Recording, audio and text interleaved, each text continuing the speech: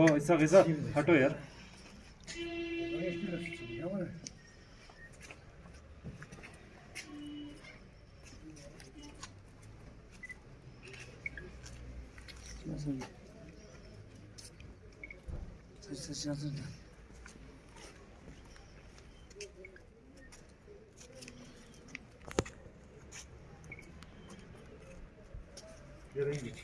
सबसे पहले media fraternity का हम बहुत शुक्रिया करते हैं कि आप लोग आए हमारे इस इवेंट को कवर करने के लिए।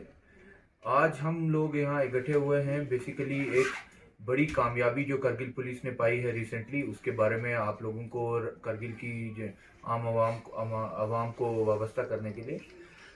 एक हमें 7 जून को एक पुलिस पोस्ट पानीखर में मिसिंग रिपोर्ट लॉन्च की जाती है एक आदमी की तरफ से कि मेरी बीवी जो है वो कल से वापस नहीं आई है, वो कुछ दुकान पे गई है कुछ खरीदने और उसके बाद वापस नहीं आई है। तो अकॉर्डिंगली पुलिस पोस्ट पानीखर जो है सर्च स्टार्ट करता है। उसके बाद सर्च स्टार्ट करते करते ऑलमोस्ट एक वीक के पीरियड के बाद 15 जून को जो है हमें उस लेडी की अनफॉर्चुनेटली डेड बॉडी जो है वो मिलती है। एक खड्डा खोदा हुआ है रेत में और उसमें दबाई हुई थी, दबा के रखी बड़ी डेड बॉडी जो है वो हमें मिलती है। फिर अकॉर्डिंगली उस बॉडी का पोस्टमार्टम बाकी सारी चीज़ें करने के बाद उसकी बॉडी की कंपोजिशन, बॉडी की कंडीशन देखकर लगता है कि हाँ वो डिकम्पोज बॉडी है, किसी ने उसको कुछ इंजरीज भी उसमें शाया होती हैं और पोस्टमार्टम रिपोर्ट भी कहीं न हद तक वैसे ही हमें इंडिकेशंस देती है। अकॉर्डिंगली हम पुलिस स्टेशन कारगिल में जो है FIR नंबर 52/2021 लगाते हैं under relevant sections of law और इन्वेस्टिगेशन जो है वो हम स्टार्ट करते हैं। ड्यूरिंग कोर्स ऑफ इन्वेस्टिगेशन एक हमारी टीम हम बनाते हैं under the supervision of additional SP Shri Iftikhar Talib Sahab. उसमें SHO साहब हमारे, सेकंड SHO SI स्टेंजिन और इंचार्ज पुलिस पोस्ट पानीखर भी रहते हैं। तो आफ्टर वेरी हेक्टिक एफर्ट्स जो है हमें पता चलता है और लोगों से उधर बातचीत करके, दुकानदारों से, बाकी लोकल मार्केट से, कि ये जो है 2 नेपाली वहाँ लेबरर्स जो हैं वो गायब हैं।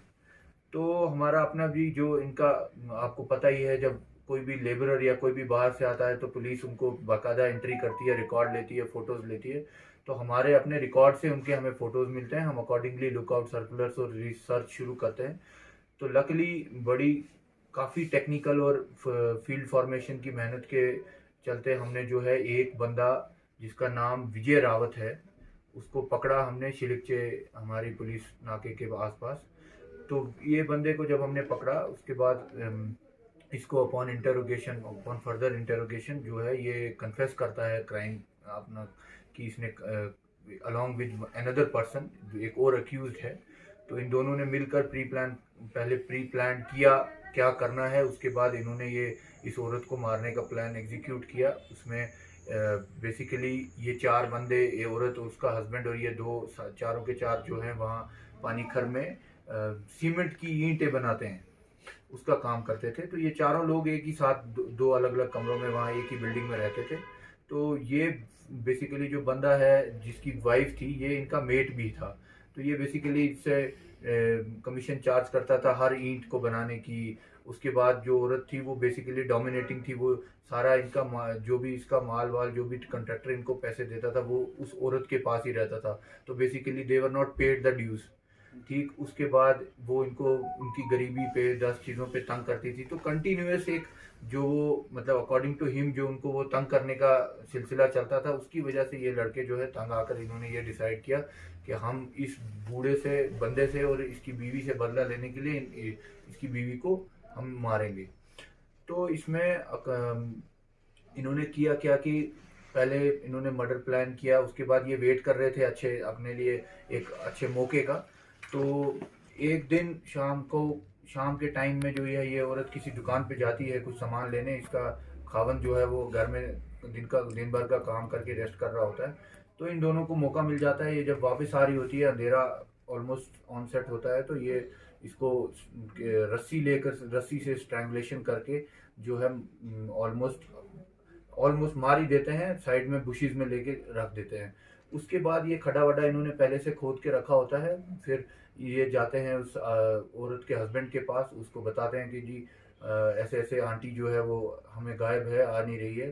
तो ये उसको जान पूछ के दूसरी डायरेक्शन में ले जाते हैं, जिस साइड से दुकान वुकान है, मेन रोड है, उस साइड ले जाते हैं। वहाँ वो ढूंढते हैं पूरी रात।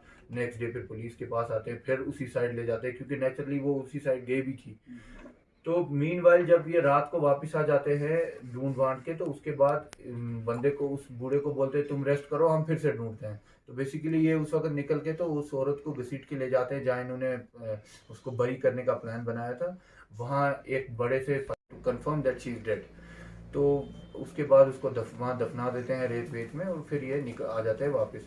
फिर अकॉर्डिंगली जब पुलिस मिसिंग पे सर्च करती है तो कहीं ना कहीं ये लड़के निकल जाते हैं, छुप जाते हैं, अंडरग्राउंड हो जाते हैं, बट रियलाइज नहीं होता है इतना। जब हमने उसके बाद इन्वेस्टिगेशन में एफआईआर लगाई और अकॉर्डिंगली इन्वेस्टिगेशन फर्दर पेशअप की, तो हमें पता चलता है कि ये लड़के गायब हैं। तो अकॉर्डिंगली टेक्निकल और फील्ड फॉर्मेशंस की रिसर्च के दौरान जो है हम एक बंदे को अभी तक पकड़ पाए हैं, जिसका नाम विजय रावत है। ये भी नेपाली लड़का है। तो दूसरा लड़का भी इंशाल्लाह जल्दी हम पकड़ेंगे। हमारी इन्वेस्टिगेशन ऑन है, ज़्यादा दूर तो ये जा नहीं पाएंगे।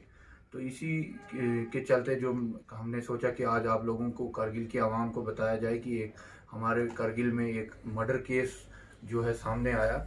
बट ये अच्छी बात है कि पुलिस जो है, फील्ड फॉर्मेशन जो है वो अच्छा काम कर रही हैं। इसके लिए मैं स्पेसिफिकली हमारे एडिशनल एसपी साहब, एसएचओ साहब और जो जो दोनों हमारे एसआईज हैं, इनको मुबारकबाद पेश करता हूँ, एप्रिसिएशन देता हूँ कि इतना जल्दी इन्होंने रिकॉर्ड टाइम में केस को सॉल्व किया। Thank you so much. तैयार है। जो हमारी एंट्री लेवल पे ही इनकी डिटेल्स ली जाती हैं, बड़े डिटेल मैनर में इनके फॉर्म्स भरवाए जाते हैं, इनके फ़ोटोज़ लिए जाते हैं। उसी के जो चलते ही आप देखें ये केस, क्राइम कमिट किया इन्होंने तो ये पकड़ा भी गया। तो अब इसमें एक ही चीज़ आ जाती है लेबर के उस हिसाब से कि छोटे मोटे पेटी क्राइम्स जो हैं वो तो हम वैसे भी यहाँ कारगिल में वही होते आ रहे हैं। तो वो तो क्या कहते हैं, हमारी हमारी सर्वेलेंस से छुपते नहीं हैं। जो ये बड़े क्राइम्स हैं, जो जैसे ये मर्डर केस है, ये बहुत रेयर है, रेयर इवेंट है, रेयर क्राइम जो यहाँ पे कारगिल में हुआ है।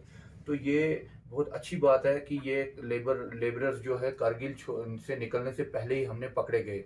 This shows the efficiency of the Kargil police, जिसकी वजह से अगर ये लेबरर्स यहाँ से बाहर निकल जाते, कहीं नेपाल वाल चले जाते, तो ये केस हमारा शायद काफ़ी सालों तक अनसॉल्व रहता।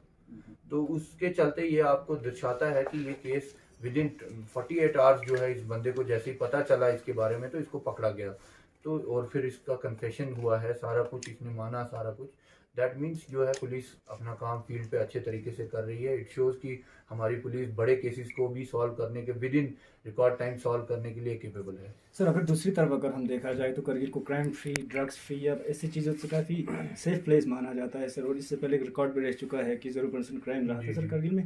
तो इस किस्म के हादसा, इस किस्म की कितना हद तक सोसाइटी को इफेक्ट पड़ सकता है, एज ए पुलिस चीफ आपकी क्या स्टेटमेंट है? जी देखिए, ये केस हमारा जो है, इसमें लोकल की इन्वॉल्वमेंट नहीं है। तो अगर लार्जली हम लोकल पॉपुलेशन की बात करें तो वो हम कह सकते हैं कि they are not incline towards all these negative activities. With respect to drugs also, जितना भी हमने पकड़े या ले वाले भी कभी पकड़ते हैं तो वो भी ज़्यादातर या तो ट्रक ड्राइवर्स होते हैं या बाहर का कोई बाशिंदा जो है वो लेके आ रहा होता है।